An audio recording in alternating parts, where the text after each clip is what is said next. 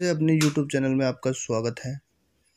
अपन ने अभी तक डाइजेस्टिव सिस्टम की बात की थी, डाइजेस्टिव सिस्टम के एनाटॉमी की बात की थी। आज जो अपन बात करेंगे वो बात करेंगे डाइजेस्टिव सिस्टम की फिजियोलॉजी की। ठीक है, डाइजेशन अपना टॉपिक है आज का। डाइजेशन के लिए अपन ने बात की थी जटिल कार्बनिक पदार्थों को, जटिल कार्बनिक पदार्थों को सरल कार्बनिक पदार्थों या सरल कार्बनिक अणुओं में या अवशोषणात्मक रूप में बदलने की जो क्रिया होती है वो अपने क्या कहलाती है, पाचन कहलाती है। पाचन की अगर मैं सीधी सी बात करूं तो ये दो प्रकार से होती है। एक तो होता है यांत्रिक पाचन और एक होता है अपने पास में रासायनिक पाचन। इंग्लिश में बात करें तो मैकेनिकल डाइजेशन, एक होता है केमिकल डाइजेशन। ठीक है, यांत्रिक पाचन की बात करें तो यांत्रिक पाचन जो होता है वो बकल कैविटी के अंदर होता है, मुख गुहा में होता है। अर्थात यहाँ पर भोजन को छोटे छोटे टुकड़ों में चबाया जाता है। ठीक है, अर्थात भोजन को अपन कैसे हार्ड स्वरूप में उसे ग्रहण करते हैं, उसके बाद में उसे छोटे छोटे टुकड़ों के अंदर तोड़ दिया जाता है। किसके द्वारा? दांतों के द्वारा। अर्थात ये कौन सा पाचन होता है अपने पास में? यांत्रिक पाचन होता है। ठीक है, सेकंड जो होता है वो अपने पास में होता है रासायनिक पाचन। रासायनिक पाचन जो होता है वो एंजाइम्स के द्वारा होता है, अर्थात भोजन को गलाने का कार्य किया जाता है। ठीक है, अब अपन बात करेंगे रासायनिक पाचन की। अर्थात रासायनिक पाचन कैसे होगा? रासायनिक पाचन में फर्स्ट पार्ट जो है अपना वो आता है मुख गुहा में पाचन, डाइजेशन इन बकल कैविटी। मुख गुहा में पाचन की बात करें तो यहाँ पर पाचन के अंतर्गत भोजन में लार मिलाई जाती है, अर्थात भोजन को लसा बनाया जाता है। अर्थात भोजन को छोटे छोटे टुकड़ों में काट दिया जाता है। किसके माध्यम से? यांत्रिक पाचन, अर्थात दांतों की सहायता से उन्हें काट दिया जाता है, वो यांत्रिक पाचन होता है। उसके बाद में उनमें क्या मिलाई जाती है? लार मिलाई जाती है। अब लार की अगर मैं बात करूं तो लार का जो कंपोजिशन होता है उसके अंदर सबसे ज़्यादा मात्रा में जल पाया जाता है। ठीक है, इसके अलावा जल के अलावा इसमें एक लाइसोजाइम पदार्थ पाया जाता है जो भोजन के अंतर्गत उपस्थित जीवाणुविक या बैक्टीरियल इन्फेक्शन को खत्म कर देता है, अर्थात जीवाणुविक संक्रमण को खत्म कर देता है। इसके अलावा इसके अंदर एक टाइलिन या मैं बात करूं लारिया एमाइलेज नाम का एंजाइम पाया जाता है जो स्टार्च का पाचन करता है। किसका पाचन करता है? स्टार्च का पाचन करता है। स्टार्च का पाचन किस रूप से कैसे करेगा? ये स्टार्च, यहाँ अपन ने टाइलिन एंजाइम लगा दिया और स्टार्च को तोड़ दिया जाता है, माल्टोज प्लस डेक्स्ट्रीन के अंदर चेंज कर दिया जाता है। गाइस, यहाँ पर एक सोचने की बात यह है कि स्टार्च का यहाँ पर पूर्ण रूप से पाचन नहीं होता है, अर्थात स्टार्च का पूर्ण रूप से जो पाचन होगा वो आहार नाल के अंदर होगा।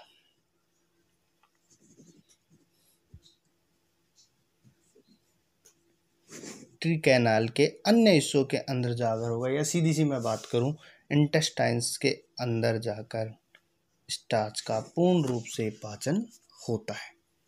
ठीक है, यहाँ पर अपना क्लियर। अब यहाँ से अपना जो सेकंड पार्ट होता है, यहाँ पर जो आमाशय में पाचन, जैसा कि अपन ने बात किया था कि ग्रेसनी और ग्रेसिका के अंतर्गत किसी भी प्रकार का पाचन नहीं पाया जाता है। ठीक है, तो अब जो अपने पास में यहाँ पर भोजन होता है, अर्थात छोटे छोटे टुकड़ों में काट दिया, काटने के बाद में उसके अंदर लार मिला दी, लार मिलाने के बाद में भोजन जो होता है अपने पास में कैसा होता है? लसलसा हो जाता है। और ये जो लसलसा भोजन है वो अपने पास में कहलाता है बोलस। बोलस कहलाता है। ये जो बोलस है ग्रसनी और ग्रसिका के माध्यम से होता हुआ कहाँ पहुँचता है, आमाशय के अंतर्गत पहुँचता है। और जैसे ही ये बोलस आमाशय के अंतर्गत पहुँचता है तो वैसे ही आमाशय के अंदर उपस्थित जठर ग्रंथियाँ क्या हो जाती है, उत्तेजित हो जाती है। जठर ग्रंथियाँ जैसे ही उत्तेजित होंगी वहाँ पर क्या बन जाता है, जठर रस बन जाता है। जठर रस जो होता है वो HCl प्लस एंजाइम्स के द्वारा बना होता है। HCl की मैं अगर बात करूँ तो यहाँ पर HCl जो होता है वो स्ट्रॉन्गेस्ट अम्ल के रूप में होता है, ठीक है। एंजाइम्स जो है भोजन को गलाने का कार्य करते हैं। इस जठर ग्रंथि के अंदर 3 प्रकार की कोशिकाएं भी पाई जाती है। फर्स्ट जो कोशिका है वो अपने पास में होती है श्लेष्मा कोशिकाएं।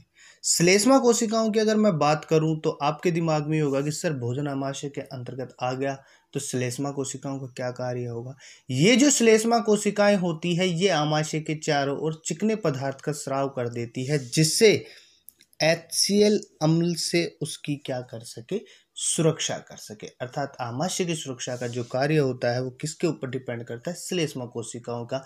अगर श्लेष्मा कोशिकाएं स्रावित नहीं होगी तो HCl क्या करेगा, आमाशय की कोशिकाओं को डैमेज कर देगा। अर्थात आमाशय की जो ग्रंथियां उनको सबको क्या कर देता है, डैमेज कर देता है। सेकंड जो अपने पास में यहाँ पाई जाती है वो पाई जाती है पैक्टिक कोशिकाएं। पैक्टिक कोशिकाओं की अगर मैं बात करूं तो पैक्टिक कोशिकाओं के द्वारा 2 प्रकार के हार्मोन रिलीज होते हैं। एक तो होता है पेप्सिनोजन और एक होता है प्रोरेनिन।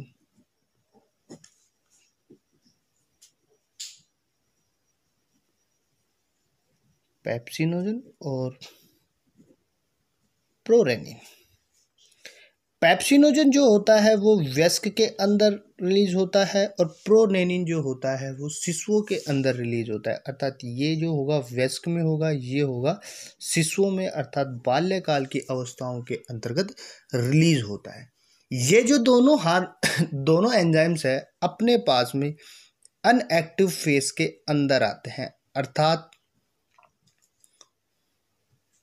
निष्क्रिय अवस्थाओं के अंतर्गत अपन को मिलते हैं, ठीक है। और HCl, ये जो HCl अम्ल है ये इनको किस में चेंज कर देता है, एक्टिव सरफेस के अंतर्गत चेंज कर देता है, अर्थात इन्हें सक्रिय रूप में चेंज कर देता है, ठीक है।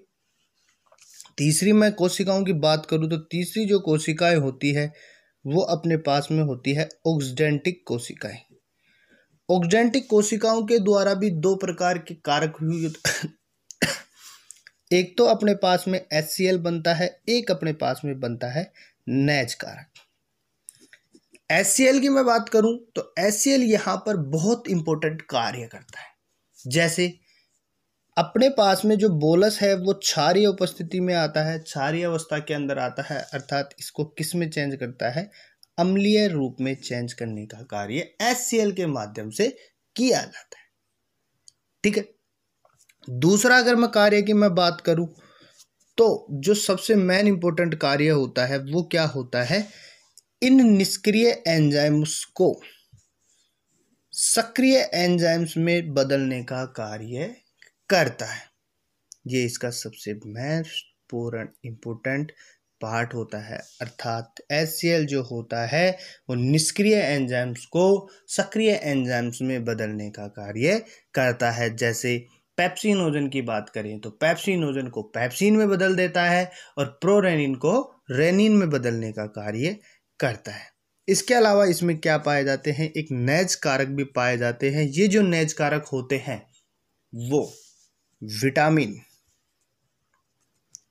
B12 को अवशोषित करने का कार्य करते हैं। अर्थात यहाँ पर एक मोस्ट इम्पोर्टेंट बात है जो नोट करने की होती है कि विटामिन्स का जो पाचन होता है वो आहार नाल के अंतर्गत नहीं होता है। अर्थात विटामिन्स जिस अवस्था में ग्रहण की जाती है उसी अवस्था में उन्हें क्या कर लिया जाता है, अवशोषित कर लिया जाता है, जबकि अपने पास में अन्य घटक जो होते हैं जैसे कार्बोहाइड्रेट हो गया, प्रोटीन हो गया,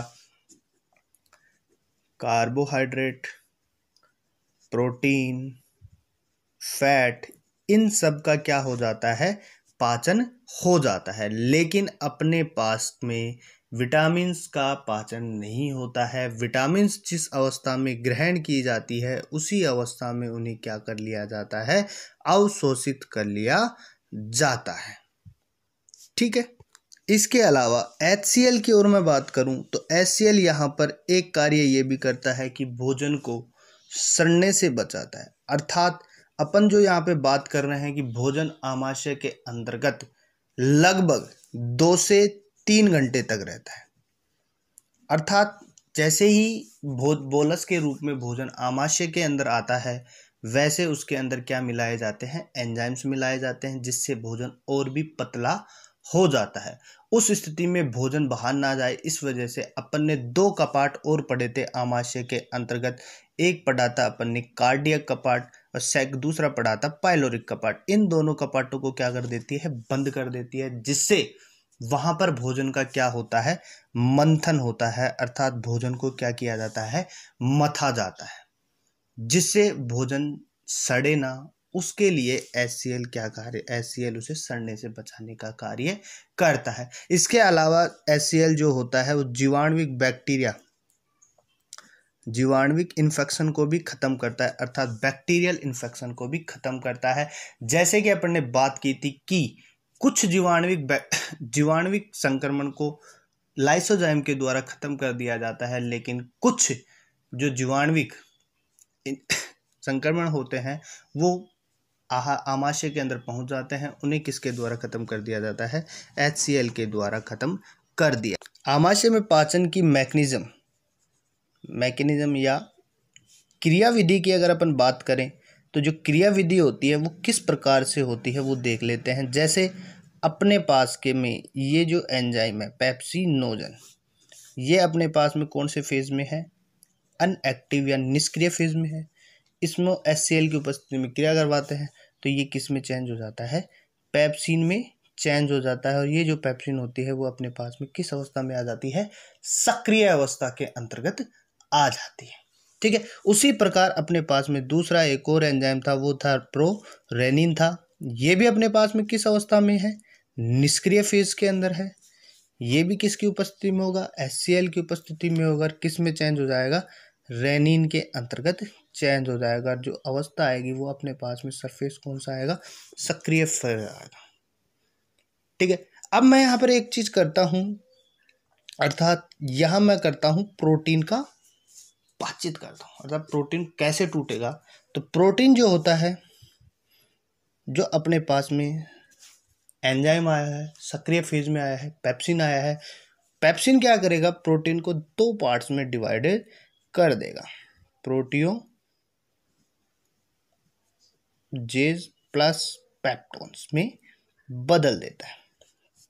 यहां पर भी सीधी सी मैं बात करूं तो भोजन का प्रोटीन का पूर्ण रूप से पाचन नहीं होता है। अर्थात प्रोटीन का पूर्ण रूप से पाचन फिर से कहाँ होगा, आहार नाल के अन्य भागों के अंदर जाकर प्रोटीन्स का पूर्ण पाचन होगा, जैसे स्टार्च के पाचन की अपन ने बात की थी। ठीक है। इसके अलावा अपन ने एक और एंजाइम्स की बात करते हैं, वो अपने पास में आता है रेनिन एंजाइम आता है। रेनिन एंजाइम की मैं बात करूं तो अपने पास में एक प्रोटीन होती है जिसे अपन कहते हैं कैसिनोजन प्रोटीन। ये जो प्रोटीन होती है वो किस में पाई जाती है, दुग्ध के अंतर्गत पाई जाती है। और ये जो कैसिनोजन है वो रेनिन की उपस्थिति में किस में चेंज हो जाती है, केसिन के अंतर्गत चेंज हो जाती है। अर्थात गाइस यहाँ बात कर रहे थे अपन कैसिन जो होती है, इस कैसिन को वापस से किसकी उपस्थिति में, रेनिन की उपस्थिति में कैल्शियम 2 पॉजिटिव के साथ में क्रिया करवाते हैं तो ये किस में चेंज हो जाता है, कैल्शियम कैसिनेट के अंतर्गत चेंज हो जाता है। और ये जो कैल्शियम कैसिनेट है वो एक दही के समान पदार्थ बना लेता है। ठीक है। अगर जठर जो ग्रंथियां होती है, प्रोटीन के पाचन के अलावा यहाँ पर ये वसा का भी कुछ रूप से पाचन करती है, या सीधी सी मैं बात करूं लाइपेज का श्रवण भी करती है। ठीक है। अब जो अपने पास में भोजन है वो पहले किस रूप में था? बोलस के रूप में था। अब ये जो बोलस है कुछ एंजाइम्स के माध्यम से इसे गला दिया जाता है, तो ये और भी क्या हो जाता है? पतला हो जाता है। और ये जो बोलस है अब अपने पास में कहलाता है काइम कहलाता है। ठीक है। ये जो काइम है कौन से कपाट के द्वारा जाएगा? पाइलोरिक कपाट के द्वारा ग्रहणी में प्रवेश कर जाएगा। अर्थात पाइलोरिक कपाट खुल जाएगा। खुलने से जो काइम है अपने पास में वो किस में चला जाएगा? ग्रहणी के अंदर चला जाएगा। काइम का फिर पाचन किसके अंतर्गत होगा? ग्रहणी के अंतर्गत होगा। ग्रहणी की बात करेंगे अपन नेक्स्ट लेक्चर के अंतर्गत।